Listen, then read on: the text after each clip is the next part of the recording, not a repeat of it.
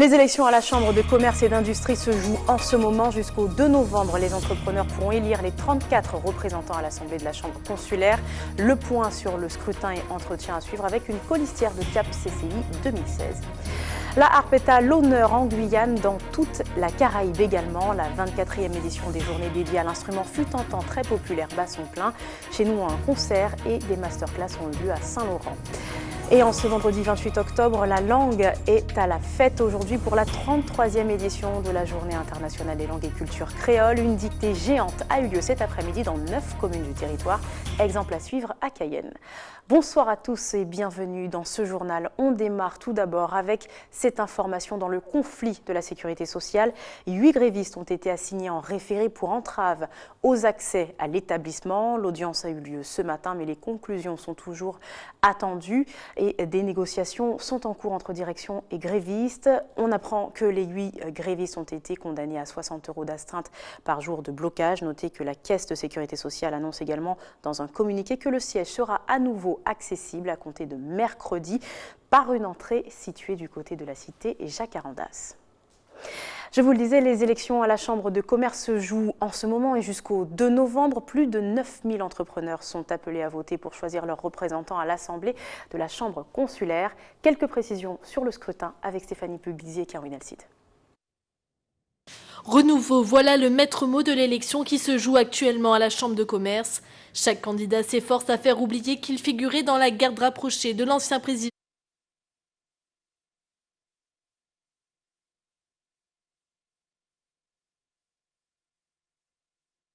pour le monde économique guyanais. Ces électeurs ont jusqu'à mardi pour voter par correspondance ou par Internet. Ils doivent élire les 34 représentants dans les catégories suivantes. Industrie qui détient 7 sièges, commerce avec ses 11 sièges et services 16 sièges. L'envie est l'autre maître mot de cette élection.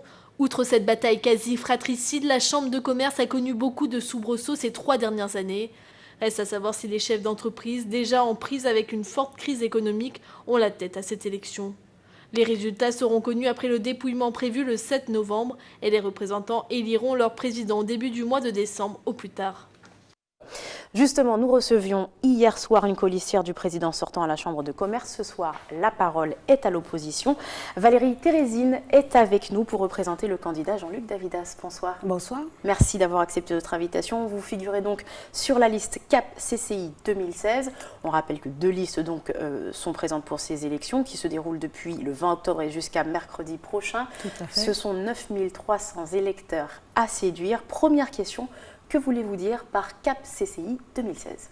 Alors déjà le CAP, vous comprenez que c'est une destination, l'envergure d'arriver à quelque chose, de l'ambition d'atteindre un CAP.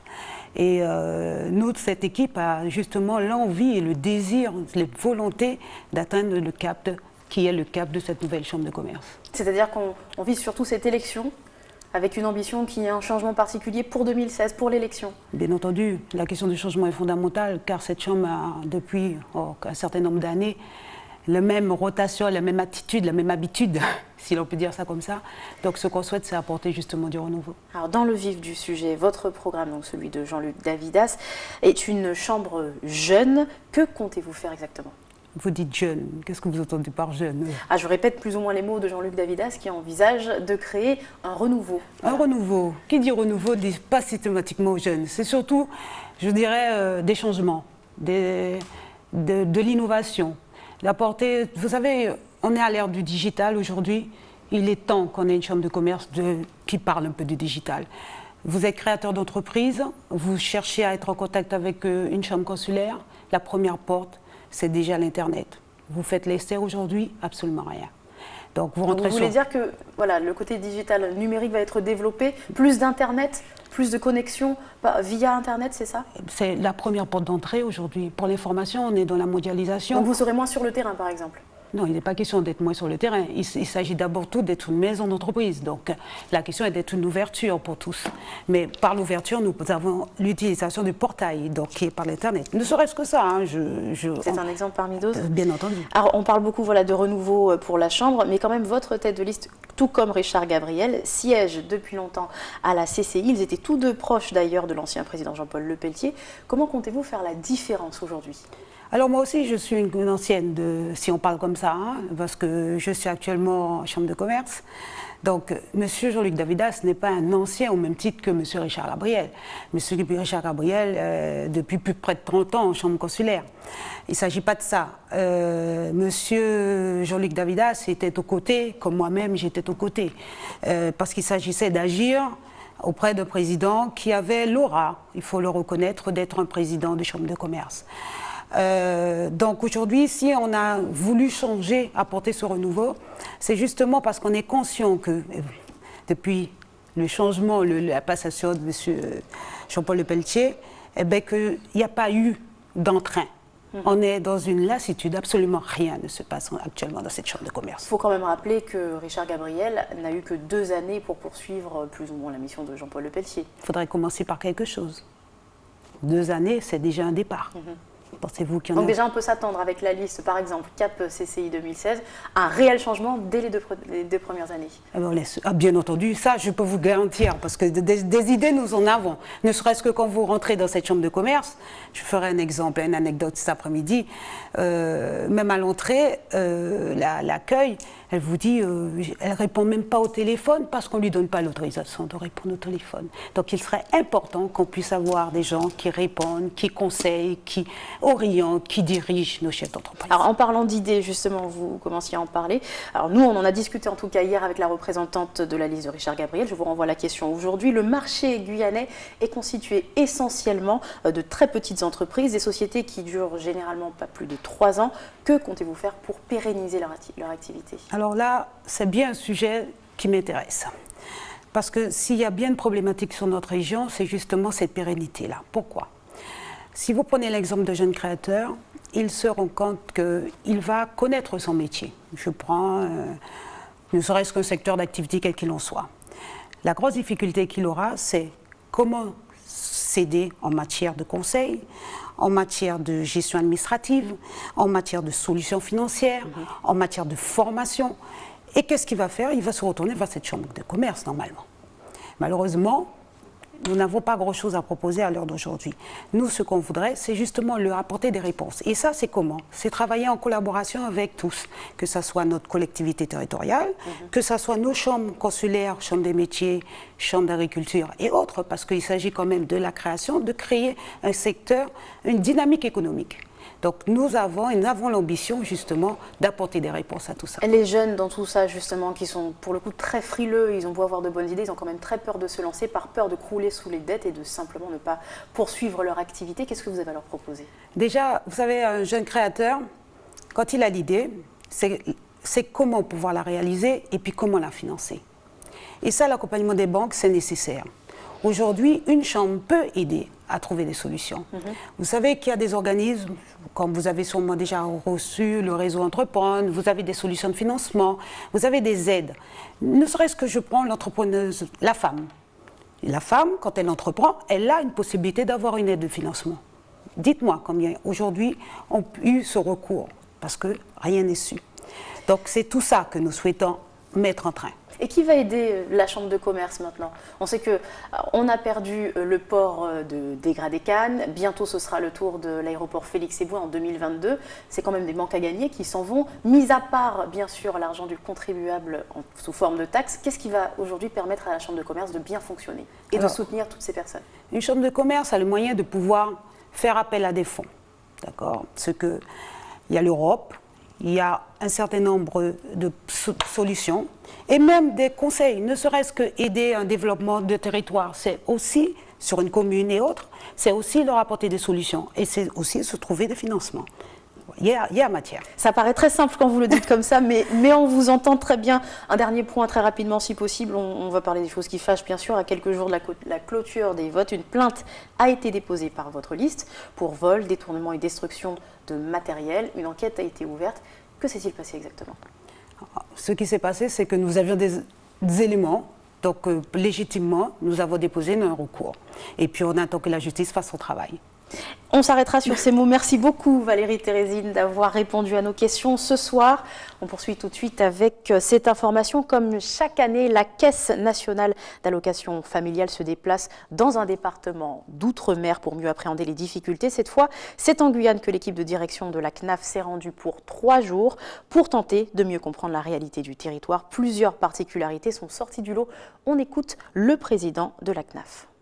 Je crois que le projet de loi qui est actuellement en débat sur une égalité réelle entre les territoires montre bien que les départements d'outre-mer, et quelle que soit leur situation, une situation d'île ou comme la Guyane, malgré tout dans un grand continent, doivent finalement avoir une garantie. En fait, notre objectif, c'est vraiment leur garantir que le service en fait qu'on doit leur apporter en termes de prestations, mais aussi en termes d'accompagnement, mérite une attention particulière. Je crois qu'il n'y a pas de raison que parce qu'on habite loin, que l'on a une culture, je dirais, différente, que l'on a une économie en fait qui pénalise d'autant plus la jeunesse de ce pays, on n'est pas l'obligation, je dirais, encore plus prégnante de leur apporter les solutions. Nous rendrons compte un peu de nos échanges, de nos travaux, de nos demandes, des vœux qui ont été exprimés ici, de façon à ce que, à la fois le projet de loi, mais peut-être aussi d'autres lois, d'autres règlements, en fait, puissent apporter des solutions qui sont aujourd'hui attendues et qu'on a, je pense, un peu mieux identifiées après ces 3 jours. Il faut impérativement au départ faire le diagnostic et puis voir comment on peut gommer entre guillemets, ces irrégularités ou ces inégalités. Alors c'est vrai qu'en dehors de cet aspect assemblée, c'est vrai qu'on leur remonte également l'authenticité. En fait, les visites sur le terrain permettent de voir, les amener à Saint-Laurent, les amener à Maripasoula, de voir que, par exemple, sur le numérique également, c'est le thème que j'ai oublié tout à l'heure, le numérique, de voir que quand on est à Saint-Laurent ou à Maripasoula, on est sur le réseau Surinamais, non pas sur le réseau français. En bref, nous vous en parlions hier, l'élection de Philippe Alcidi Clausel à la tête de la Chambre des métiers est contestée par l'opposition. Il s'agit en fait d'un recours déposé par 11 colistiers du président sortant, Harry Contou, ce dernier n'étant pas impliqué dans la démarche selon ses mots. L'audience est prévue le mois prochain. Nous y reviendrons bien sûr dans une prochaine édition. Ne bougez pas, restez avec nous. Dans quelques instants, nous verrons les Journées internationales de la harpe. L'école municipale de musique et de danse de Saint-Laurent accueille des musiciens du Brésil et du Venezuela de l'Hexagone pour cette occasion. Et puis, Zot Savé parler créole, mais est Zot Savé écrire.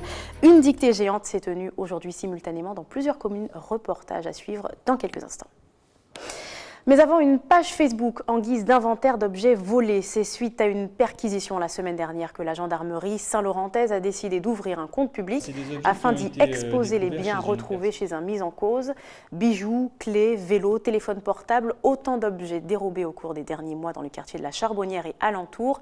Les propriétaires sont invités à se manifester munis de documents explicatifs. Précision avec Elsa Gonzalez. C'est des objets qui ont été découverts chez une personne qui a été interpellée suite à un viol qui a été commis le 27 septembre dernier. Alors l'auteur a donc été interpellé suite à des investigations qui ont été menées avec des gros moyens et de façon assez rapide, avec des moyens de police technique et scientifique, avec des moyens d'enquête, etc. Donc les investigations ont permis de procéder à l'interpellation de cette personne. Donc chez cette personne, on a trouvé des objets qui provenaient du vol consécutif au viol de la personne, mais aussi d'autres objets d'origine inconnue. Et comme ces objets n'étaient pas répertoriés dans la base, dans le fichier des objets volés et signalés, on se doutait bien qu'ils provenaient d'une origine frauduleuse, mais on n'arrive pas à remonter la trace. Donc pour permettre aux gens de reconnaître les objets qui ont été volés chez eux, cette page internet, donc Gendarmerie Saint-Laurent-du-Maroni, a été créée vendredi dernier. Les 20 objets découverts d'origine inconnue qui ont été trouvés chez cette personne sont sur la page, qui est destinée à être alimentée au fur et à mesure qu'on aura des cas similaires. En Guadeloupe, c'est une bonne nouvelle qui va bientôt nous concerner, la fin des paraboles et des coupures par temps de pluie. CanalSat Caraïbes passe désormais par un réseau Internet. Le groupe a présenté son nouvel outil à un parterre d'abonnés triés sur le volet au siège de la société à Jarret aujourd'hui. Karen Diamin. On va découvrir ensemble ce que nous réserve cette petite boîte. D'accord ? Et on va voir ce qu'elle a de particulier au-delà du fait qu'elle tient dans ma poche. Dans sa main, la directrice de Canal+ Caraïbes tient le tout nouveau décodeur Canal+ compact et connecté. Plus petit que son prédécesseur, le CubeC s'installe partout avec une simple connexion Wi-Fi et ne nécessite plus l'installation d'une parabole. Il est petit, très petit, compact. Le CubeC vous donne accès aux meilleures chaînes télé et avec sa fonction Restart, vous pouvez revenir au début de votre programme. Pratique. Une fois installé et branché à la télé en HDMI, le CubeC offre une interface intuitive et fluide, mais pas seulement. Il y a la Zaplist, qui est ce que j'ai montré tout à l'heure, qui est vraiment une interface qui permet de naviguer très facilement dans ces chaînes et dans ces programmes, à la fois dans les programmes en cours, mais aussi dans les programmes passés. Et ça, c'est une grande nouveauté de ce décodeur-là, c'est le service qu'on appelle le service Restart. Ça permet deux choses. Un, j'arrive en retard, je peux reprendre mon programme en un clic au début, ça c'est la première chose. Et la deuxième, c'est que je peux revenir jusqu'à 8 heures en arrière et du coup accéder à toute une multitude de programmes à regarder quand je veux. Il a aussi tout un catalogue à la demande, comme je le disais, assez enrichi. Donc on a jusqu'à 400 contenus à regarder quand on veut. Et là, il y a vraiment du choix, cinéma, séries, divertissement, des émissions de sport. Autant d'atouts qui ont su séduire les abonnés présents. On peut très vite devenir casanier avec ce type de système. C'est vrai qu'il suffit juste d'avoir une bonne connexion Internet pour pouvoir avoir une belle image. Et surtout une variété de programmes, donc c'est un plus. J'ai craqué, j'ai été obligé de le prendre, quoi. Vous l'aurez compris, Canal+ Caraïbes se positionne ainsi comme acteur innovant à la pointe de la technologie et parallèlement propose une large gamme de nouveautés en matière de programmes. Il y a du nouveau dans les programmes premium, d'accord, les programmes qu'on retrouve sur les chaînes Canal+, quasiment sur les 5 piliers qui sont les piliers sur lesquels repose la ligne éditoriale. Alors ça c'est vrai dans le cinéma, d'accord, où on a vraiment élargi encore l'offre de cinéma qu'on propose à nos abonnés pour être vraiment présent dans le cinéma dans toute sa diversité. Donc à la fois les succès du box-office, les trucs incontournables, mais aussi les films de genre, parce que ce qu'on veut accompagner, c'est à la fois être présent dans le divertissement, ça c'est ce à quoi répondent les films de box-office, mais aussi être là pour la culture, pour l'évasion, etc. Pour profiter de ces nouveautés et de ce nouveau décodeur gratuitement, il vous suffit de vous rendre dans votre magasin Canal+ Caraïbes, de suivre les indications et de profiter d'une expérience TV inédite. Plongeons à présent aux côtés des tortues marines en Martinique. C'est en substance ce que tentent de faire quelques scientifiques de l'île. Hier matin, une équipe a capturé plusieurs spécimens à grande anse afin de les équiper de balises. Un procédé qui permettra de suivre les mammifères à la trace et de mieux comprendre leur comportement. L'occasion aussi pour sensibiliser les nombreux curieux venus assister à l'opération. Alvin Courcy. Aujourd'hui, il nous faut au moins 2 grosses tortues pour poser des balises. Il nous faut au moins 2 autres tortues pour poser des caméras. Mieux comprendre le comportement de nos tortues, c'est la mission que se sont fixés les scientifiques du CNRS. Pour cela, il faut aller les capturer, une périlleuse entreprise qui demande une cohésion parfaite. Il ne faut pas faire de bruit, il faut arriver en essayant d'être le plus silencieux possible. En général, on arrive au-dessus de la tortue, on pique vers elle en essayant d'aller assez vite pour choper le haut de la carapace et le bas de la carapace. Ensuite, on l'oriente vers la surface, on la fait nager vers la surface. Elle nous aide à remonter en fait. Et ensuite, les gens qui sont autour viennent nous aider pour la stabiliser et nous permettre de la ressortir de façon clean. Les plongeurs, une fois à l'eau, la première tortue montre le bout de son nez. La capture est immédiate.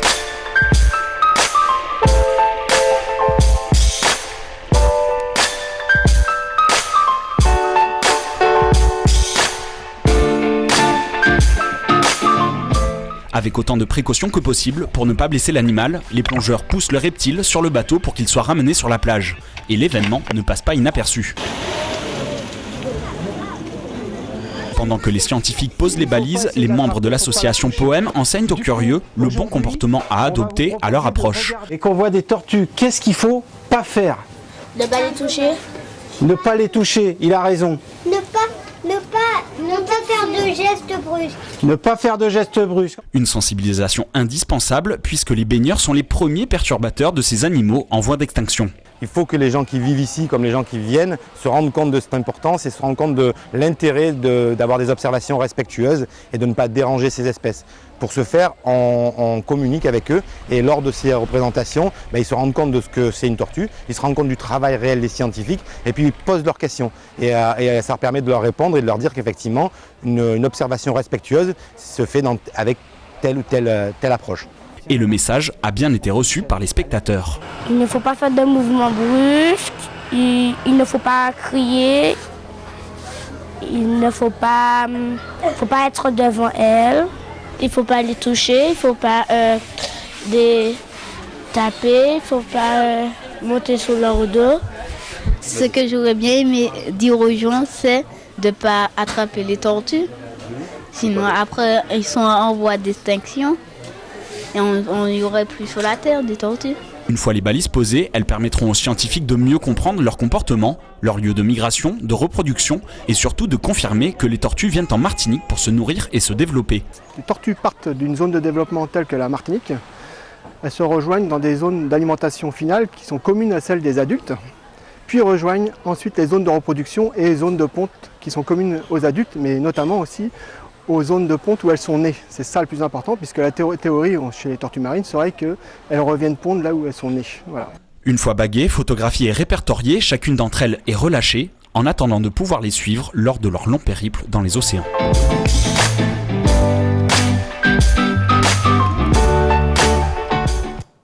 Retour chez nous, c'est l'un des plus anciens instruments de musique au monde, très en vogue à l'époque de l'Égypte antique. La harpe a bien perdu de sa popularité au fil des siècles et c'est précisément pour lui rendre ses titres de noblesse qu'existent les Journées internationales de la harpe. La Guyane, sachez-le, y participe depuis 2007 et pour cette nouvelle édition, l'école municipale de musique et de danse de Saint-Laurent accueille en ce moment des musiciens du Brésil, du Venezuela et de l'Hexagone. Un échange en or pour les élèves et les professeurs. Elsa Gonzalez. Alto, flûte, violoncelle ou encore saxophone, les notes de musique résonnent dans l'école de musique de Saint-Laurent-du-Maroni. Sous les gestes avertis des élèves, la magie opère et la musique s'échappe des salles de classe.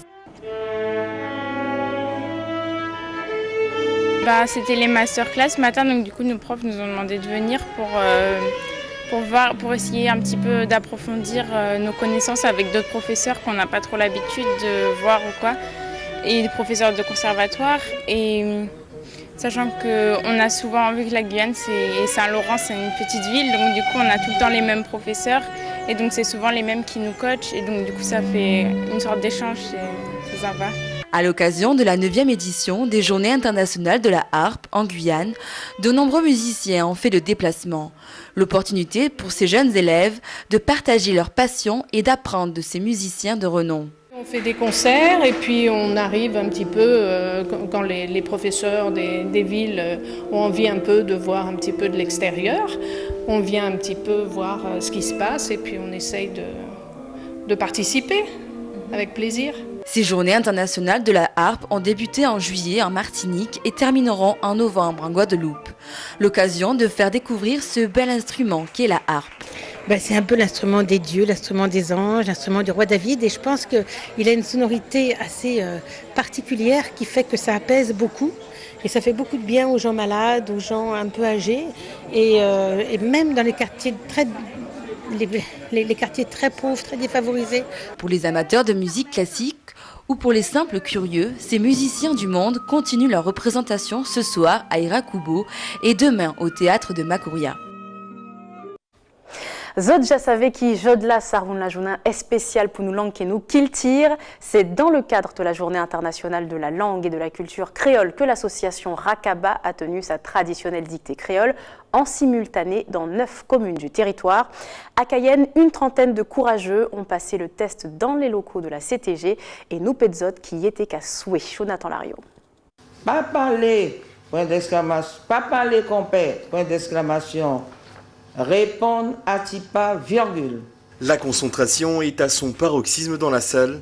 Ici, la dictée n'est pas lue en français, mais en créole. On n'est qui chaud pour vote. Point.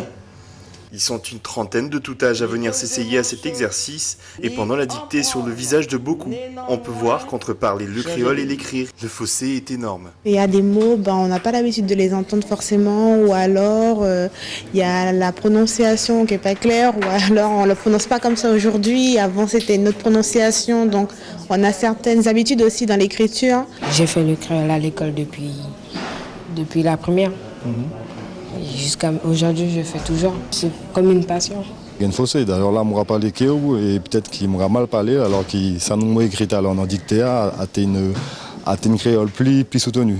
C'est tous les jours qu'il faut faire vivre la langue. Sinon, si on se contente de la faire vivre une semaine dans l'année, pour moi, ce n'est pas suffisant. Pendant 2 semaines, la Guyane entière ramène le